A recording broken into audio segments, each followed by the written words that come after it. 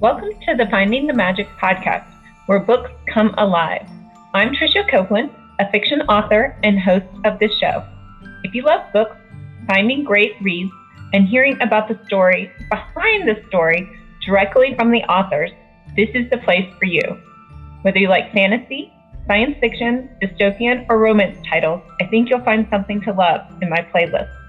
Listen in to discover something magical about a book or two today. Hi,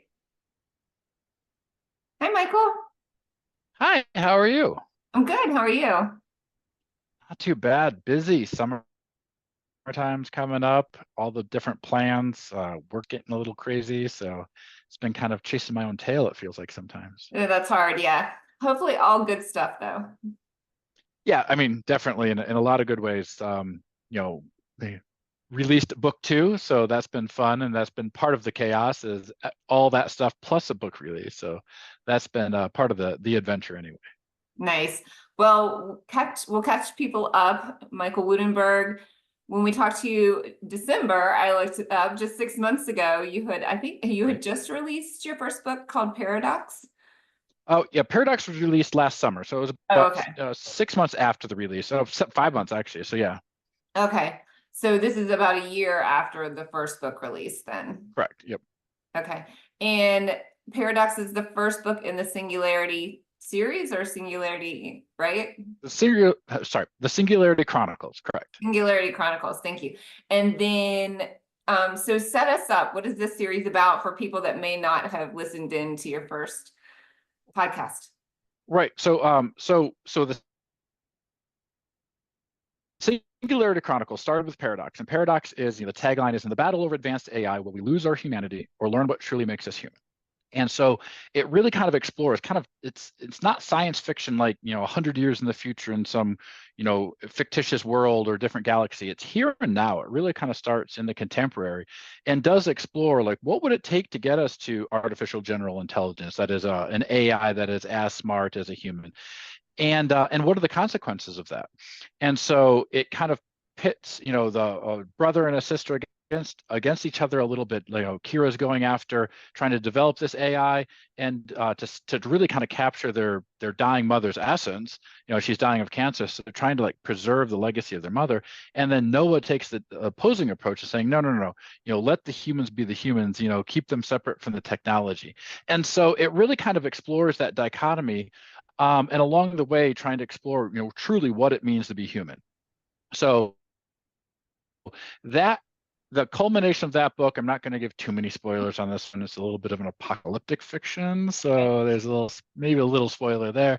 But the end of that book ends with the split between the AI kind of heading off into the stars, and then the humans resetting and trying to see if they can do better next time. So book 2, Integration, follows the AI into the next period of the adventure. And the big thing from there is, basically divorced from a human body, can AI shed human limitations? So these are AI who Kira actually uploads herself into this AI. And one of the things within Paradox is the blending of logic and emotion is kind of what creates what I call the AGI. And so now this cognizant AI is trying to figure out, like, hey, we have all these experiences of what it means to be human, but we don't have any of the corporal body for what these things are derived by. So what do things like gender or sexuality or even race and culture and social structures, what do those mean if you don't actually have a body? So it's kind of a fun way to explore these things where, like, it's topics that are kind of sensitive to be like, well, I am this. Well, the AI is not that because they don't have that body, but there's still something baked in there that's important to reconcile for the AI, again, about what it means to be human. Right. So it kind of makes my brain hurt just even trying to imagine like how you set up these characters. And so is Kira with the AI? Do they need somebody to make the electricity? How are they even doing? Sorry. Kira is the AI. So not to spoil too much. Well, I guess in chapter 1, you find out that Kira uploads herself into the AI, and then it Okay. kind of does a flash forward. But was she So ever Kira, was she ever human? yes, Kira is a real human in the book in Okay. Paradox, and then she and Noah, have this, human to human conflict as it kind of reconciles through. But then she, in the end, she uploads herself into the AI as a consciousness in the AI. Okay. So a series of other humans. There's 12 other consciousnesses at the start of integration who were human derived to begin with. So that's the weird little twist. That's the interesting thing about Paradox, is that the AI is actually not completely artificial. It's actually human intelligence loaded into a computing system is really what it comes down to. So the way I played with it is that the way to make the AGI is actually to create human intelligence in the AI. Anyway, so the book 2 is taking these AIs that used to be human and trying to reconcile what it meant to have those human emotions, those thoughts, those feelings, those experiences, and now no longer having that body. Okay, so they have no bodies whatsoever, or do they have a robotic body? So that's a great question. So, I mean, in one way, they are constrained to a physical environment of a computer. So that's Okay, a so bit of a body. they're just in the computer though. So They're in the computer, and so they can inhabit. There are like robot mechs that they can inhabit. They can inhabit spacecraft if they want, or things like that. They're only limited by the computing system that they would be loaded into. So a lot more dynamic than what a physical human body can be. So, for instance, further along in integration, they're exploring after kind of a little crucible of contest between different personalities. Kira and her group get kind of sent off into space and are exploring what's technically called the local interstellar cloud. But so it's kind of a space-based adventure there. But they end up coming up with quantum entangled networks in quantum radios. So the interesting thing is, once they've transited physically the distance and set up their radio network, they can actually move between these different computing systems and these different star systems nearly instantly. So they have technically faster than light travel because they don't actually have physical bodies to limit their consciousness moving from one star system to another computer system in a different star system. They just have to transit a network. Interesting. Wow. That just, I mean, what is your background? Do you have a technical background, or did you teach yourself all of this? very, very much. Well, so both. So my background is actually in advanced technologies. So I do the technical term is operations research. So it's basically systems analysis of complex technologies and how to kind of integrate them. So I've worked everything from blockchain to nuclear energy to autonomy, AI, cyber, basically name it, quantum computing. I've worked with a lot of these different technologies trying to figure out how to bring them into kind of reality within specifically defense contracting within I've worked at Honeywell, Raytheon, and Lockheed. And so working across those different areas, trying to figure out how to bring these advanced technologies into play. So that's my background. Now, there was still a lot of research in here, a lot of trying to make sure that it was truly science fiction meets science fact. I make some jokes. It's like against some of the other science fiction where it's like, well, why is this stuff happening? Well, this isn't science fiction here. This is reality. These AIs are dealing with it. Like, the spacecraft just flying through space is so easy in Star Wars, but in reality, there's so much little particulate matter and debris and all this other stuff that you actually have to have crazy shielding on your ships. So a lot of sci-fi kind of waves their hand over top of these physics problems, and I end up my characters kind of have to deal with a lot of those physics problems up in their face as they truly explore space. So this book sounds like it's a little bit more hard sci-fi maybe than Paradox. So, Paradox was a hard sci-fi but more contemporary. This is similar in that vein, but and I would say whereas Paradox was a lot more on, probably a bit more focused on the psychology. This one definitely has a little bit more of a flavor of the physics. Like one of the chapters 7 is titled physics, and just kind of what it means to work in a three-dimensional environment in space, as you navigate. And it's not too heavy. It's a fun, very approachable. It's like kind of like Neil deGrasse Tyson wrote something like quantum physics for a person without enough time or something like that, right? It's kind of channeling his thing. Like, how do you understand the basics of this without having to get too lost in the sauce while making it entertaining? And so that's where I approached the technical parts of this book from. Right. Yeah. So I've gotten to the level of knowing what quantum compute. I don't know if it's quantum computing is the same as quantum physics, but knowing how a quantum computer might work. Like I've gotten to that level, but that's as far as I've gotten so far. So yeah, and they're about the same. I mean, they're both. I mean, quantum computing relies on quantum physics ideas of entanglement, and then the quantum radios that I end up working with is using that one as well. So if you can take two quantumly entangled objects and then separate them from a distance, in theory, in the quantum theory, you should be able to pass information, or at least a connection between it, kind of a resonance or something, to pass data across. So that's kind of some threads I pull on that. And that's very similar to how quantum computing actually works at a molecular level. Right, fun. Yeah, so I know some friends that are in the magnetometer space, and they have some vapor cells and some lasers that work in their magnetometers that use the quantum technology. So I got there, and I'm like, oh, I got this far. So my background is biology, so Noah would be more my speed. Yeah, right. No, and actually Paradox covers a lot of, like, stepping into the biology of, like, kind of even how the human body works. And we talked about this in the last podcast, but how even like how our brain works. Most people think it's right up here. Well, actually our brain is actually connected to so much more in our body. You talk about the gut health, the gut brain, the relationship of all the hormones that flow through that. We are not our emotions are actually a function of our entire body, not just our head or our heart. And so that's where the biology kind of comes in, interestingly, is understanding how we even work as humans. It's fascinating. And it's funny, I didn't pick up on this when we talked before, but I was just realizing, is Noah's name symbolic of him forming this new, I guess, human civilization, for lack of a better term? There's definitely a lot of symbolism there. Okay. A person, he doesn't know necessarily, like know of the Bible, hey, repent and everything else, but he does survive an apocalypse and carry forward humans into a kind of a reset civilization from the hubris of the past. So there is a little bit of a resonance there for certain.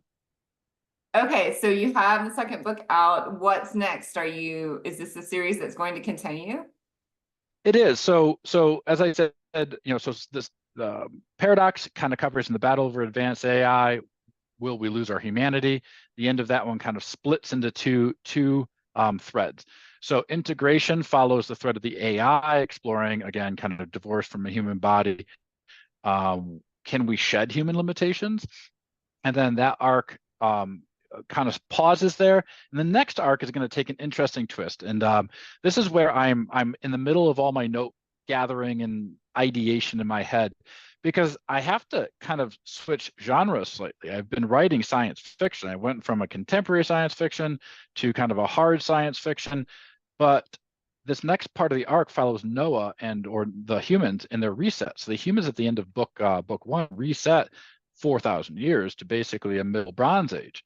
So this next book is going to be called Rebirth, which is going to pick up about 1,000 or 2 years after the end of book one. Okay. And the humans are going to be in like a high Roman time frame. So it's going to be like alternative timeline, kind of a fantasy, kind of, there's a weird little twist. It's not going to be like pure fantasy like dwarves or elves or anything, but more of a human alternative timeline going back, but it's going to be obviously kind of not science fiction anymore. So I'm trying to get into the right mindset of how to weave that, because then book 4 is going to be titled Hope, and kind of it'll fast forward another 1,000 years or so. And I think about this as like a late 1800s, early 1900s industrial revolution, almost steampunk, and it's building up what have the humans done differently this time? What sort of energy? Are they fossil fuel based? Are they not? How are they manifesting themselves? But then building that, is society at a spot where we're going to tip back to the apocalypse that was caused in book one, where we're kind of at now, or can they avoid that and reset? And then, so that's kind of the big hanging question. And then the final book, book 5, is exploration, which is going to pick back up the arc of the AI at the end of whether the humans can actually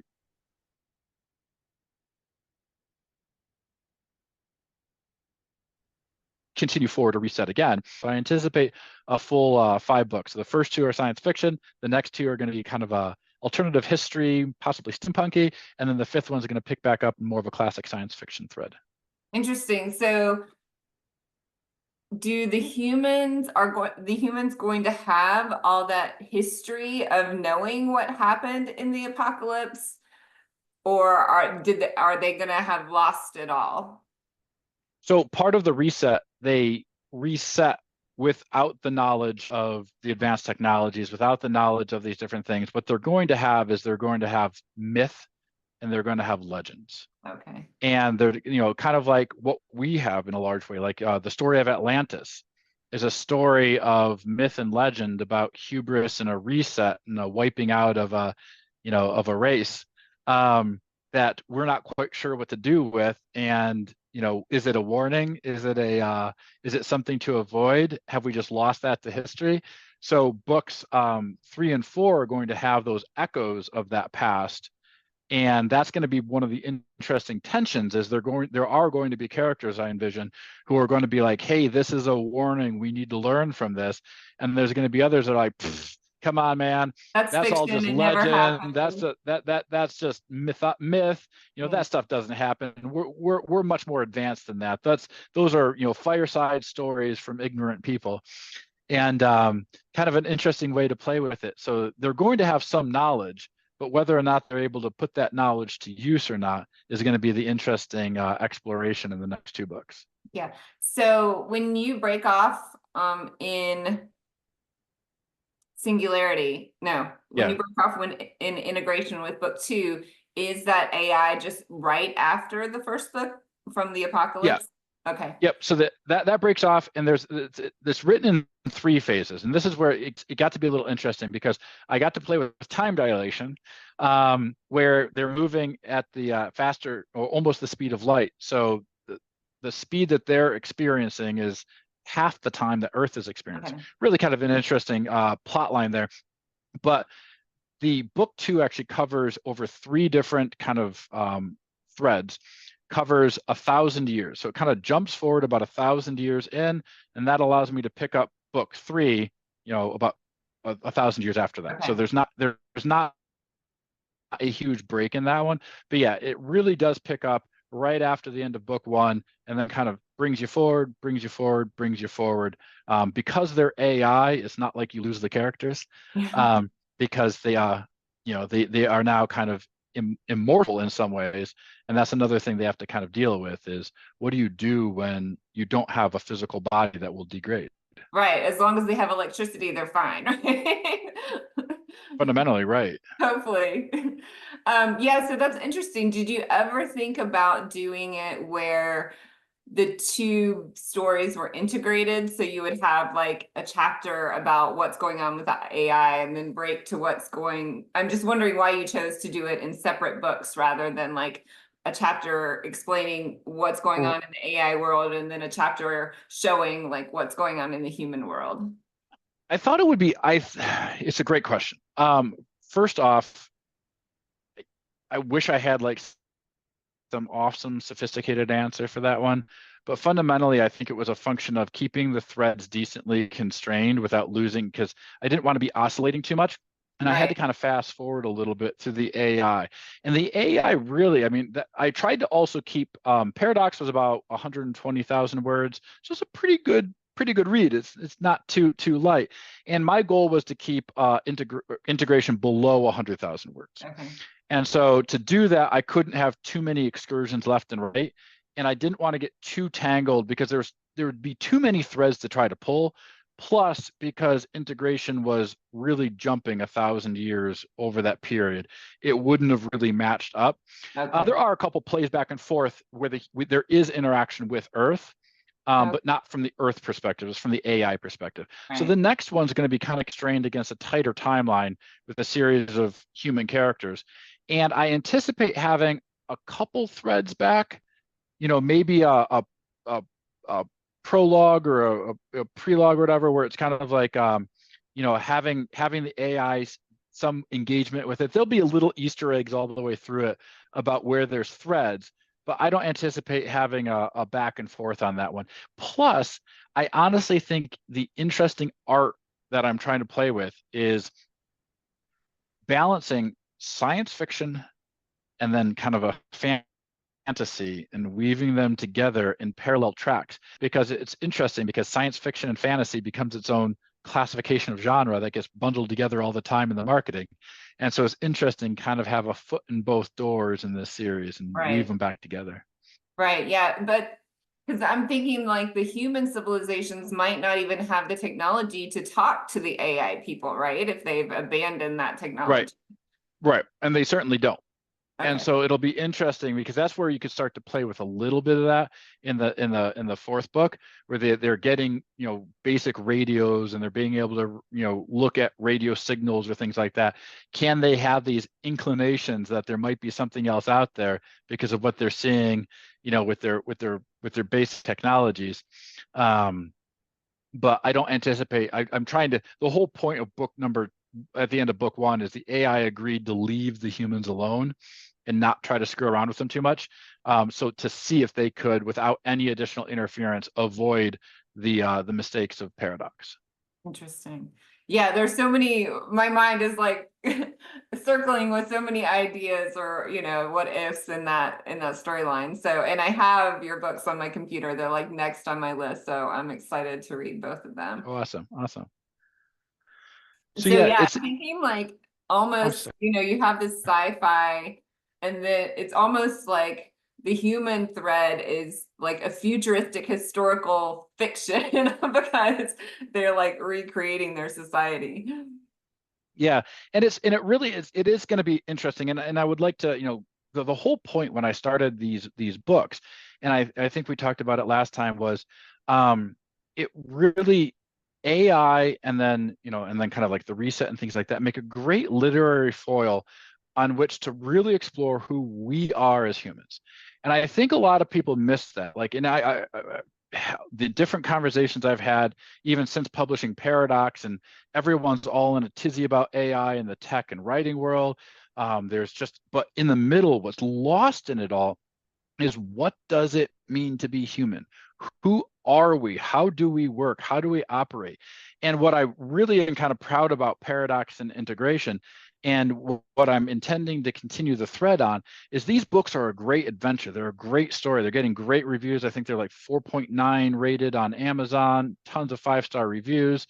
People are really enjoying the books, but they're also enjoying the feedback I get on the side is, I really like the book, but holy crap, I can't tell you the number of times I've thought about the what I've learned in the books. He's like, I've read, so there's one person I was just talking to, they're like, I've read a lot of sci-fi. I rarely think about them afterwards. I'm like, that was a good story. They're like, I read Paradox, almost a year ago. He's like, I probably not a week goes by I'm not thinking about something I learned in that book about me. I'm on social media, I'm typing away, I'm like, oh, that was like chapter 16. Oh, maybe I shouldn't do that. Or seeing somebody respond to something, be like, oh, that's like what Noah would do. Oh, and so it's just the other feedback is that when people read it, they're like, wow, I didn't realize how much I was going to learn from these books. Yeah, I'm likening the AI revolution and maybe probably there's some, Lost video for a second. yeah, oh, I accidentally hit the button. So maybe there are ethical implications as well as psychological implications. And I'm kind of likening it to when we had, when cloning was first a thing, right? The 80s, the Mm-hmm. 90s. And there were so many sides and opinions and considerations and schools of thought based on, well, if we can clone ourselves, then who are we? And it's sort of the same thing, is if we can Yep. create another being that's not human, then how is that different from us, or is it different from us? And Right. what Yep. are those lines that are being crossed or not crossed? And more so, what is us? Right. And that's the thing. Like, so the use of AI in the authoring community is a hypersensitive topic, and because people they create a binary, like real artists don't use AI at all. I'm like, I'm sorry, it's baked into everything. You're using it in your research, you're using it. Now, I'm not suggesting, and I will never suggest you go out and you write a book with AI, right? That's not what I'm saying. I'm not saying you can replace the author. In fact, I did a short video on, AI in authoring. And fundamentally, as in writing this book, what I found is that there is a very unique capability that humans have. However, it's not, there's a lot of things that AI can help assist with. Like a couple conversations I've had, this one person, they're an author, their husband is has dyslexia, and they've been the husband's been bugging him for years, like, hey, I need you to write this book, I need you to write this book. And they're like, I'm writing my own books, like I don't can't really write your books, like I don't know how to do that. But with Chat GPT coming out, this person can now get their ideas, put it in there, and get something out. Now the prose is terrible, but at least get something. And for the people who have dyslexia, that's the hardest part. They can go through and edit, right? But they have and put it back into a different voice, but they have a really hard time getting it out there. And so in a really weird and interesting way, this person was able to actually unlock their creativity with AI, whereas previously they would have to have somebody else write it for them. And then is it their creativity, or was it somebody else's that was balancing it, right? The AI isn't doing a great job with it, so it's their idea.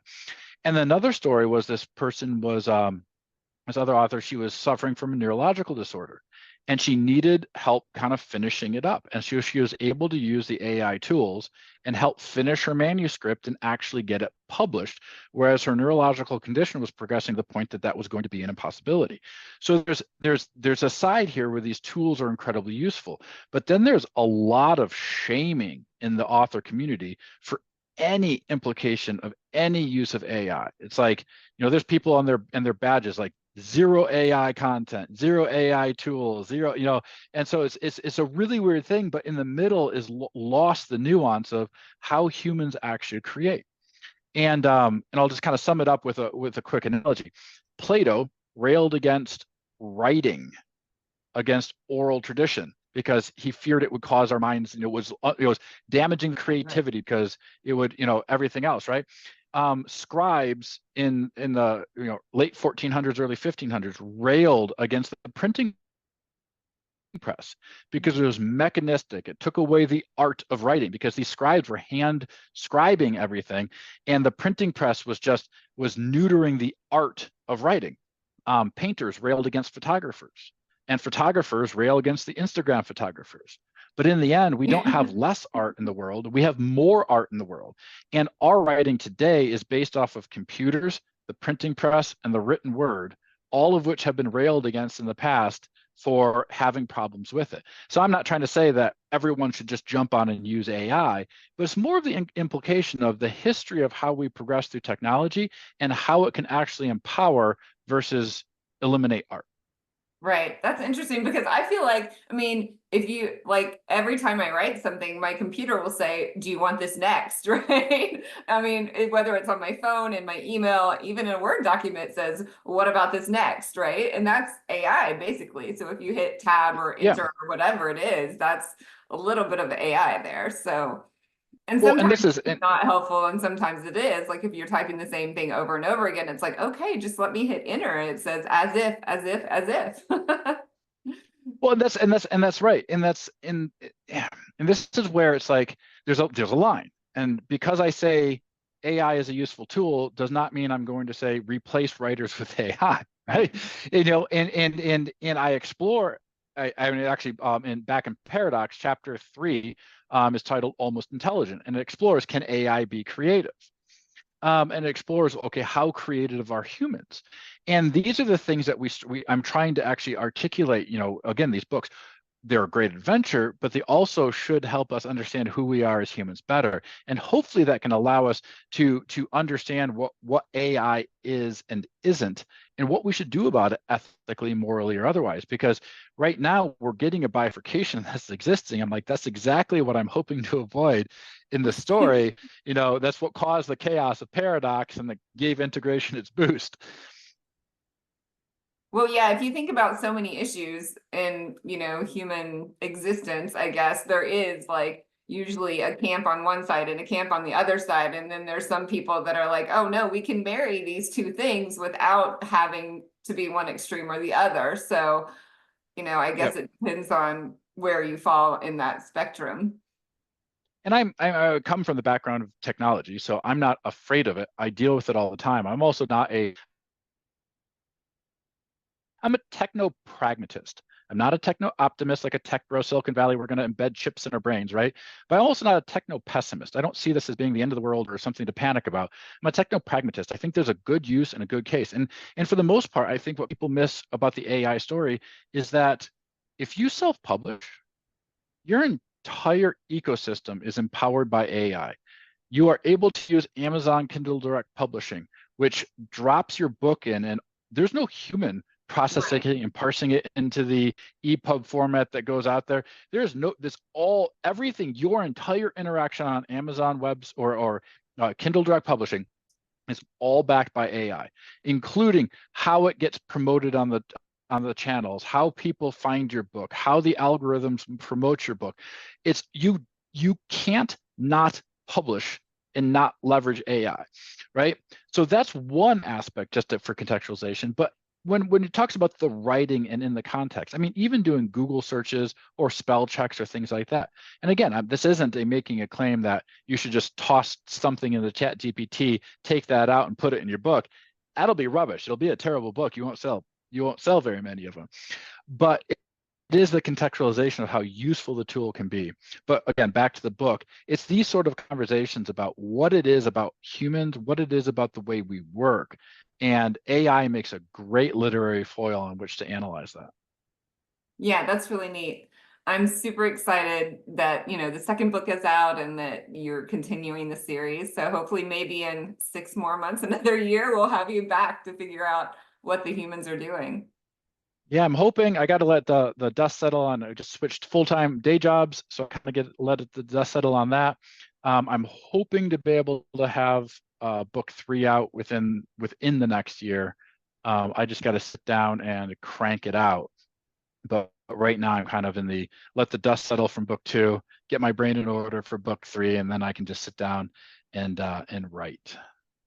It sounds like a lot of fun. Tell people where we can find you. Yeah, so the website for the books that you can go to very easily is thesingularitychronicles.com. You'll find all the links. There's great promo videos that I have up there, and then all the places you can go to get it. You can find it on Amazon, Barnes and Noble, basically everywhere you can find ebooks or otherwise. You can find it there. There's a Facebook group called Fans of the Singularity Chronicles, so you can go there and you can interact with me. I run the group. So if you want to ask questions about the book, I mean, all questions, observations, this is where I want people to come in, kind of wrangle with these ideas. I also write a lot of nonfiction. So the nonfiction actually feeds my fiction. And the nonfiction can be found on polymathicbeing.com. It's a Substack. It's where I explore counterintuitive essays across domains and disciplines, leadership, psychology, technology. Basically, there's nothing that I don't try to touch, but trying to find those weird, interesting fusions in the middle. So you won't find the binary in my writing. You'll find a lot of interesting insights though. So the singularitychronicles.com, on Facebook at the Fans of the Singularity Chronicles, and then also Substack is polymathicbeing.com, and that's where you'll find a lot of my nonfiction that feeds the fiction writing. Well, very fun. Yes, I have a lot of sci-fi lover and engineers in my family, so we're all sharing the books. So we'll be That's excited. awesome. Perfect. Well, thank you for being here, Michael. Well, thank you for having me. It's been great to be on again. Take care. Bye. Bye. I hope you enjoyed this episode of the Finding the Magic podcast. I'm your host, author and podcaster Tricia Copeland, and I love getting behind the scenes. If you like the podcast, make sure to subscribe and stop in each week to discover new authors and books. Thanks for listening, and until next time, keep finding the magic.